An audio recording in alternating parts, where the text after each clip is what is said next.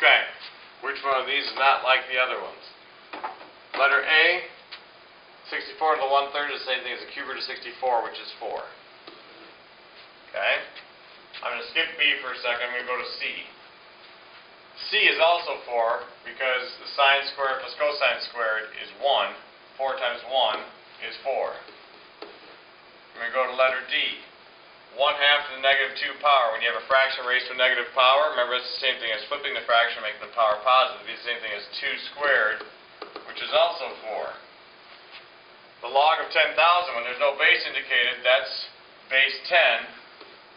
So we're looking really at the base 10 log of 10,000, and which really means 10 to what power equals 10,000? Well, that would also be 4. 10 to the 4th is 10,000. So all these other ones equal 4.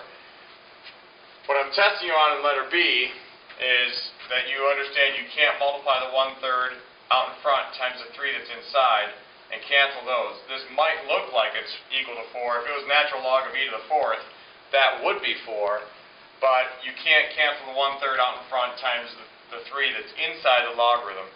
So that ends up being some really messy thing. It's not, not really simplifiable very easily. So it's not equal to 4 though, and that's the one that's not like the others. Letter B. Okay? Number 19. Solve for x. It's in logarithmic form, but we can change that to exponential form. We can say 27 to the 1/3 equals the square root of x minus 9.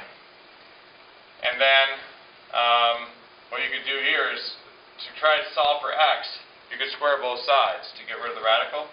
If you square 27 to the 1/3, you get 27 to the 2/3. Because raising a power, if you square that, raising a power to a power, you multiply the exponents, and 1/3 times 2 is 2/3. Squaring the right side will give you x minus 9. What is 27 to the 2/3 power? Take the cube root of 27, which is 3, and you square it. That's 9. Add 9 to both sides. 18 equals x. Choice B. Okay? One more. The population of bacteria increases by 2% per day. If there are 100 bacteria in the population today, what will be the population 30 days from today? All right. Well, we know our rate of growth is 2% per day. We use this idea that we learned in chapter 10, that n equals n sub 0, the initial amount, times b, which is 1 plus or minus the rate. And this time it would be increasing, so it's 1 plus the rate this time. So the final amount would equal the initial amount, 100 bacteria in the population today, that's your initial amount, times 1 plus the rate of increase, 1 plus 2%, which would be 1 plus 0.02, if you change the decimal form, to the 30th power. So we're looking for this answer. And that's right there, letter B.